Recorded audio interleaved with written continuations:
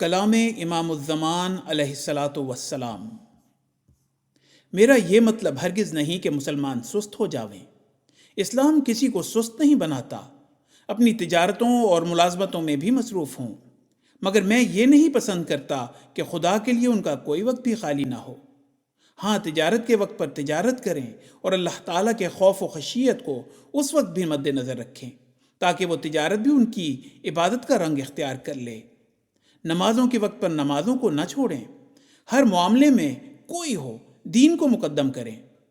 دنیا مقصود بذات نہ ہو، اصل مقصود دین ہو، پھر دنیا کے کام بھی دین ہی کے ہوں گے۔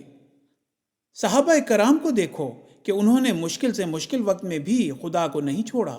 لڑائی اور تلوار کا وقت ایسا خطرناک ہوتا ہے کہ محض اس کے تصور سے ہی انسان گھبرا اٹھتا ہے۔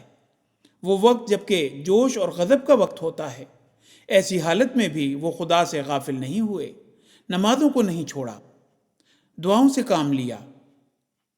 اب یہ بدقسمتی ہے کہ یوں تو ہر طرح سے زور لگاتے ہیں، بڑی بڑی تقریریں کرتے ہیں، جلسے کرتے ہیں کہ مسلمان ترقی کریں، مگر خدا سے ایسے غافل ہوتے ہیں کہ بھول کر بھی اس کی طرف توجہ نہیں کرتے۔ پھر ایسی حالت میں کیا امید ہو سکتی ہے کہ ان کی کوششیں نتیجہ خیز ہوں، جبکہ وہ سب کی سب دنیا ہی کے لیے ہیں۔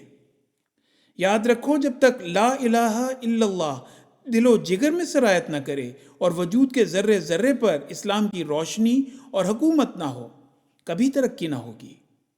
اگر تم مغربی قوموں کا نمونہ پیش کرو کہ وہ ترقیات کر رہے ہیں، ان کے لیے اور معاملہ ہے۔